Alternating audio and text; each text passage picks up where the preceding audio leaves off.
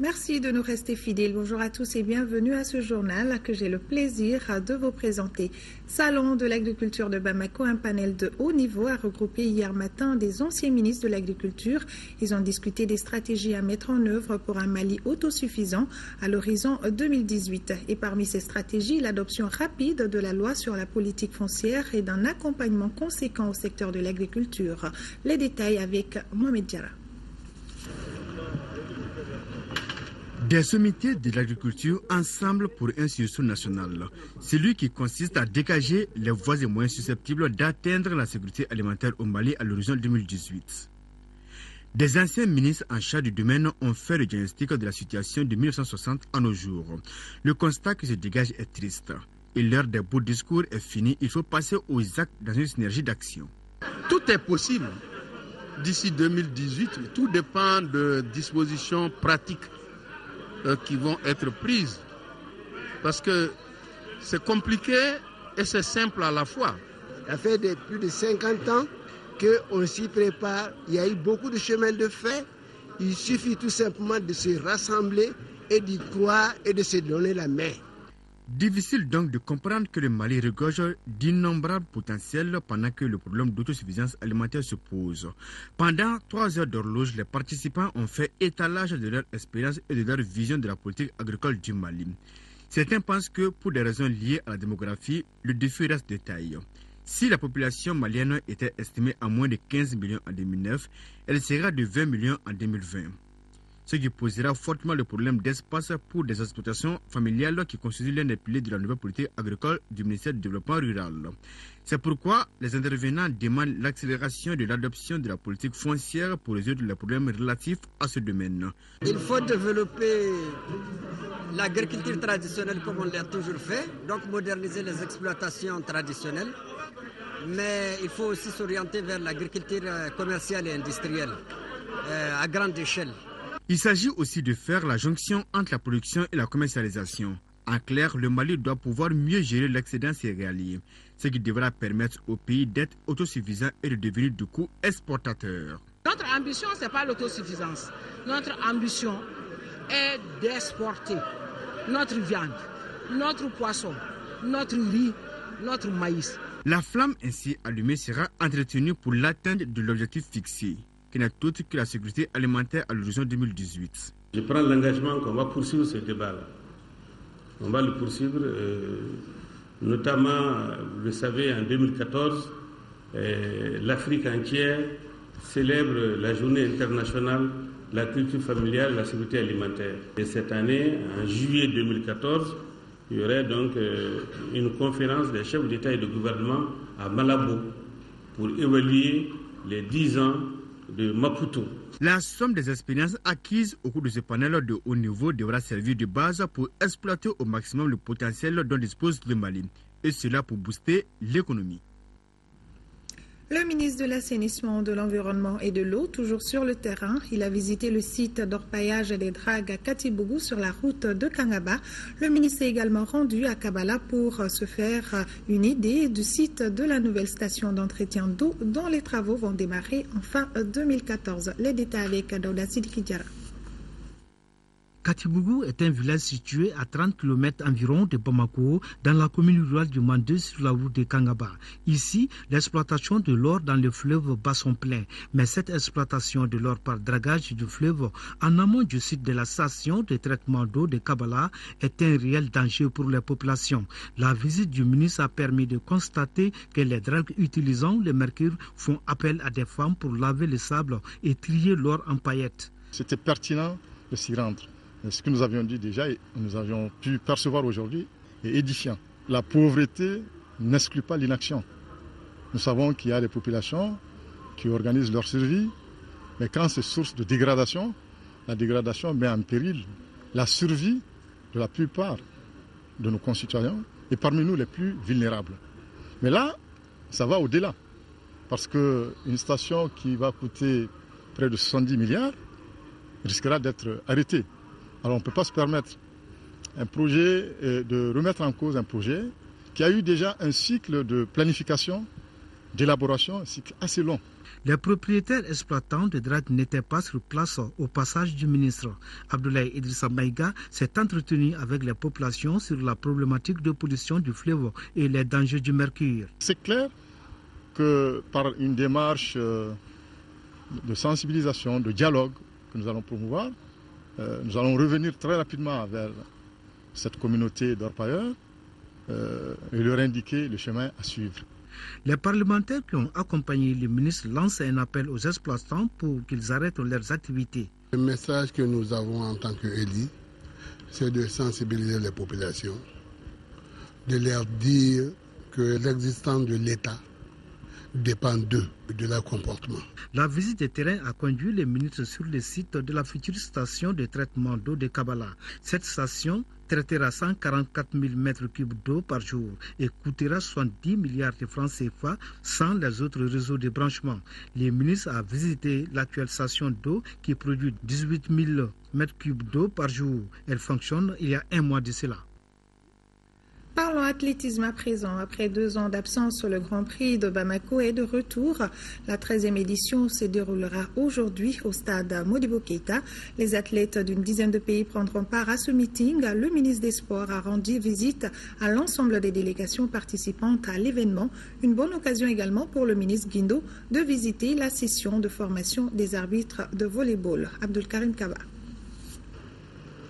En prélude de la 13e édition du Grand Prix CA de Bamako d'athlétisme, le ministre Ousseini Amion Guindo a rendu visite aux athlètes nationaux et internationaux. Objectif, encourager les uns et souhaiter la bienvenue aux autres. Avec les athlètes maliens, le premier responsable des sports n'a pas manqué d'expliquer la politique du gouvernement aux jeunes. Pour Ousseini Amion Guindo, la meilleure façon de sanctionner la faute, c'est de récompenser le mérite. Le ministre Guindo, avant de remercier toutes les délégations, ajoutera que toutes les disciplines se valent, même si certaines drainent du monde. C'est vraiment venir dire aux athlètes, au volleyball, que le gouvernement est avec eux aussi. Nous avons toujours eu l'impression que c'était des disciplines oubliées par le département. Donc c'est venir les rassurer, comme quoi aujourd'hui il y a un ministère des Sports et que le ministère, le gouvernement est disposé à accompagner tous les sports. Donc pas simplement le football, bien que ça soit le sport le plus populaire au Mali, mais pour que les autres aussi puissent être populaires, ils ont besoin d'être accompagnés et ils ont besoin de se faire connaître. Pour partager sa vision du développement des sports et s'enquérir de leurs attentes et préoccupations, le ministre Ousseini Amion Guindo est allé voir les arbitres de volleyball en formation. Il a félicité les acteurs et réitéré son engagement à aider toutes les disciplines. Le ministre Ousseini Amion Guindo a saisi cette occasion pour rencontrer les responsables du stade du 26 mars. Les échanges ont porté sur les conditions d'entretien des infrastructures. Un autre sujet de ce journal, le Royaume du Danemark a mis à la disposition de la MINUSMA un avion cargo Hercule C-130 et un contingent de 40 militaires dans le cadre de la sortie de crise de notre pays. Et parmi les pilotes et techniciens de cet appareil militaire, il y a une femme pilote. Cette femme exerçant un métier traditionnellement masculin passionne les médias et le RTM n'est pas resté en marge. C'est pourquoi notre équipe de reportage est allée à l'aviation militaire de Bamako-Sénou pour rencontrer la jeune femme pilote. Voyons donc tout cela avec Garibou Pérou qui a eu l'occasion de monter à bord de cet avion cargo Hercule avec notre héroïne du jour. Une forme physique optimale, un esprit sans errance, cette femme de nationalité danoise s'appelle Christine Planche. Elle est née en 1982. Le corps et l'esprit de lieutenant Planche sont marqués par le désir de vivre en pesanteur. Pilote, Christine a effectué 650 heures de vol uniquement sur cet appareil Hercule C-130.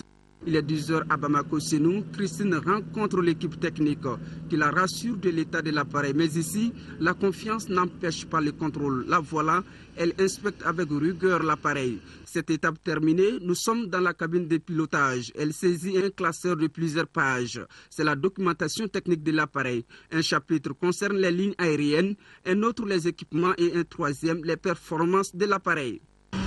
Bamako Tower, United Nations 063 Papa. Time is now 10:00. Is ready for departure from Bamako to Gao. Le décollage est ainsi annoncé. L'affaire commence à devenir sérieuse.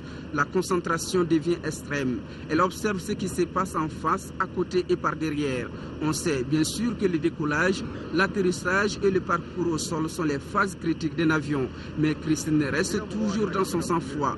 Plusieurs fois, elle est passée au-dessus des nuages.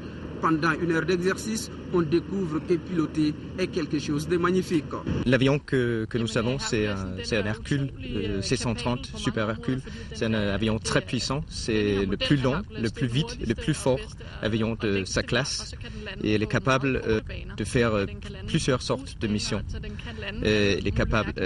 L'avion est capable d'atterrir sur presque n'importe quelle surface, sur des distances très courtes. Voler sur un appareil de ce type fait dresser les cheveux sur la tête. Le sens d'évaluation de la situation de notre commandant de bord est très élevé. Un constat qui montre que le processus de sélection d'agents navigants aériens est draconien et très ciblé. Il y a toujours les défis quand on vole. C'est pas comme dans une voiture où on peut garer à côté de la rue et laisser la voiture et continuer un peu après. Ce qui est intéressant avec les avions, c'est qu'il faut toujours réfléchir, il faut toujours maintenir la tête. Notre lieutenant Christine Planche n'est pas seulement pilote. Elle est candidate à l'Université des sciences politiques pour un bac plus 5. La confiance qu'elle a en ses capacités font d'elle une excellente pilote. Elle dompte depuis maintenant 10 ans du bout des doigts des avions. Elle a reçu plusieurs honneurs à l'arrivée. La femme peut donc bien et belle emprunter la route aérienne. Tout à fait, Garou Pérou est très impressionnant. Nous restons à l'aéroport. Le syndicat des agents de la sécurité aéroportuaire a organisé hier matin au siège de la CSTM une conférence de presse, conférence qui avait pour but d'informer les journalistes sur la situation des travailleurs licenciés de la Sécuricom. Nous vous proposons d'écouter le secrétaire général du syndicat des agents de la sécurité aéroportuaire, Abdourahmane Tabouré. Il est au micro de notre reporter Abdourahmane Maïga.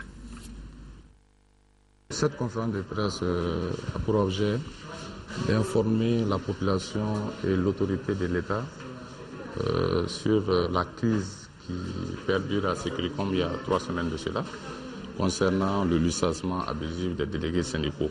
On a voulu inviter les journalistes pour leur faire connaissance de l'état d'évolution de cette crise. Le dossier sera transmis au niveau de la Cour d'appel. Je profite vraiment de votre antenne pour dire que nous faisons confiance à notre justice.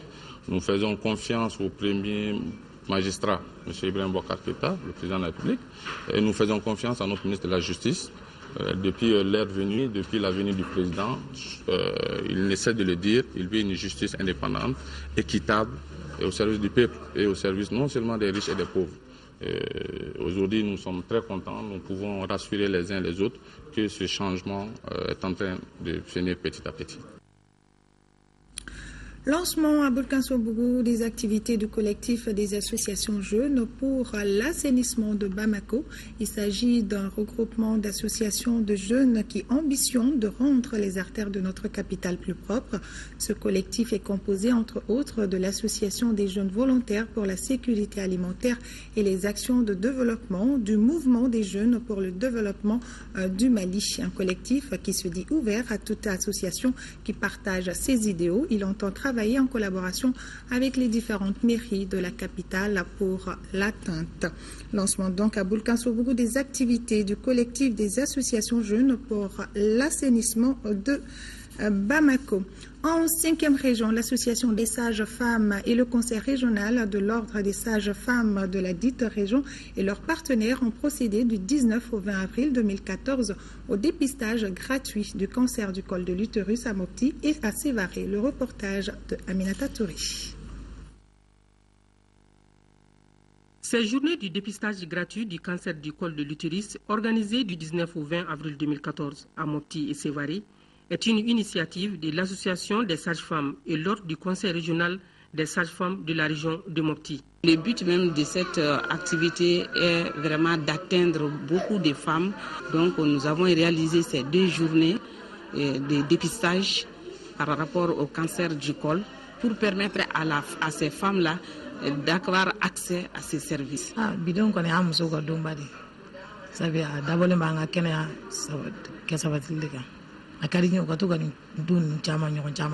Conseil régional de l'Ordre des sages-femmes et l'Association des sages-femmes se sont fait accompagner par leurs partenaires qui sont Maristop International, l'AMPPF, l'INPS, la Direction régionale de la santé, la Direction de l'hôpital Sominé Dolo de Mopti, la Direction de l'Institut en matériel et ressources humaines. Le problème de cancer du col est un problème vraiment de santé publique en République du Mali. C'est dans le but de les dépister et de faire la prise en charge. En prélude à ces 2 journées de dépistage gratuit du cancer du col, d'autres activités sont organisées au même moment au niveau des cercles de la région.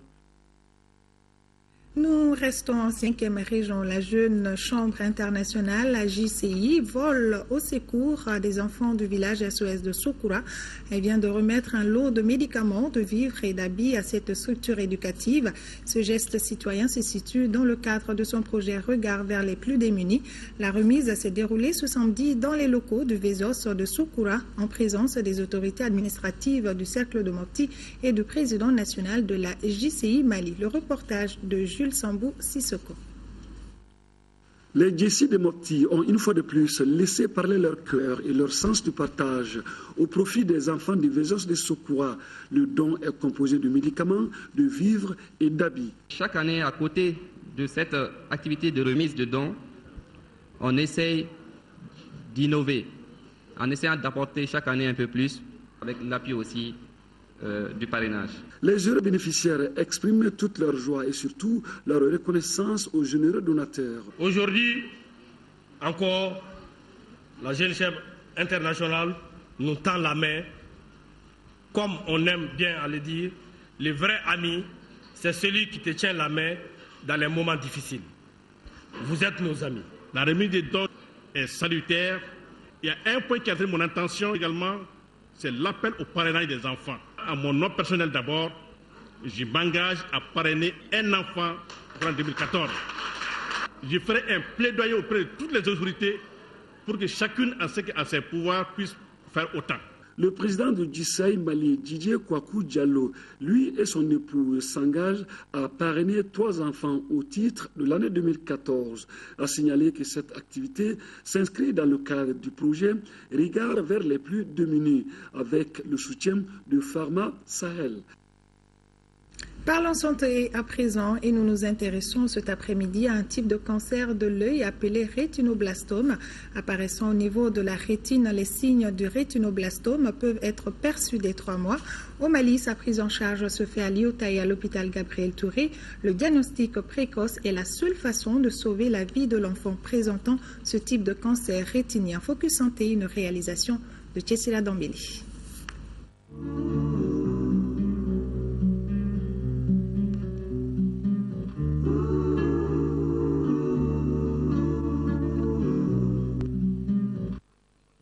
Une tache blanche dans la partie noire de l'œil de votre enfant et les nouvelles sont très mauvaises.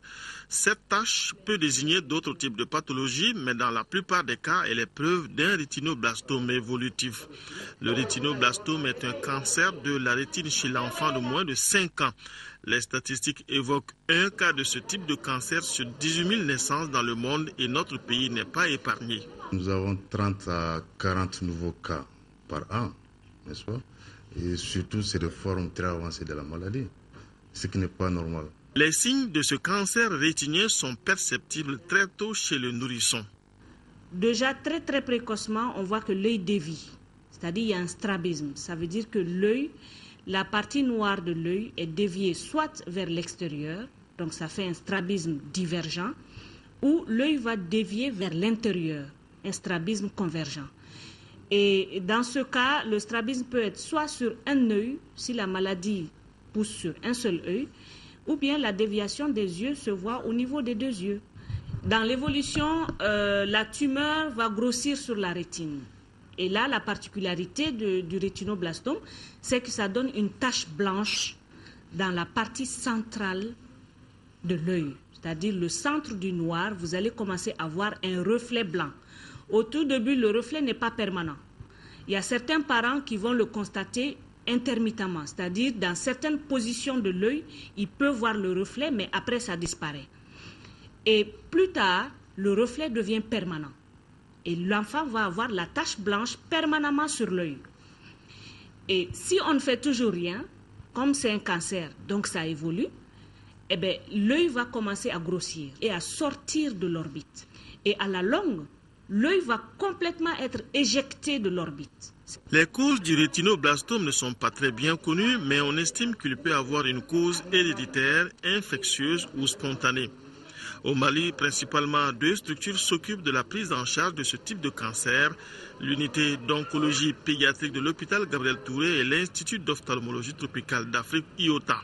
Quand les malades viennent très tôt, c'est-à-dire quand l'œil louche, ou bien quand il y a juste la petite tache blanche sur l'œil, ça c'est des cas où on peut guérir. Quand l'enfant se présente précocement, ici actuellement à l'IOTA, on fait une énucléation, c'est-à-dire on enlève l'œil. Mais à des stades évolués, c'est-à-dire quand c'est l'exophthalmie majeure, la tumeur, elle va évoluer dans l'œil pendant un long moment. Mais à partir d'un certain temps, la tumeur ne reste plus dans l'œil. C'est comme tous les cancers, ils aiment aller dans d'autres organes. Et bien, ce cas aussi, la tumeur va se propager dans les organes environnants, c'est-à-dire l'orbite. Et finalement, passer le cap de l'orbite, la tumeur peut aller se localiser au niveau du cerveau. Très souvent, ils sont référés par l'IOTA, en fait. Les patients reçus au stade précoce, n'est-ce pas? Alors, nous faisons ce qu'on appelle les bilans d'extension. Après, nous adressons le patient à l'ophtalmologie pour l'énucléation, n'est-ce pas? On enlève l'œil, n'est-ce pas? Après, on envoie l'œil à l'histologie, à l'anatomopathologie. En fonction de ça, n'est-ce pas, nous déterminons quel type de traitement, de chimiothérapie l'enfant doit recevoir en post-opératoire. Dans cette prise en charge, le service d'anatomopathologie a son rôle à jouer, de même que le service d'imagerie médicale, précisément avec le scanner. C'est à travers ce scanner qu'on s'est fait une idée du volume de la tumeur et de l'extension de la tumeur. C'est dans ces cas que l'imagerie intervient pour apprécier le volume tumoral au début du traitement, et en cours du traitement, on fait aussi un autre scanner pour apprécier la régression tumorale. Le diagnostic précoce est très important pour une prise en charge correcte du rétinoblastome. Mais au Mali, la majeure partie des patients arrivent à l'IOTA avec leur rétinoblastome à un stade où l'œil est déjà projeté en dehors de l'orbite. Mais l'organisation de la prise en charge évolue positivement. Un projet de l'Alliance mondiale contre le cancer et de ses partenaires maliens est en cours d'exécution. Il vise à faciliter le diagnostic et la prise en charge de la maladie, ce qui passera forcément par une sensibilisation des praticiens et des populations.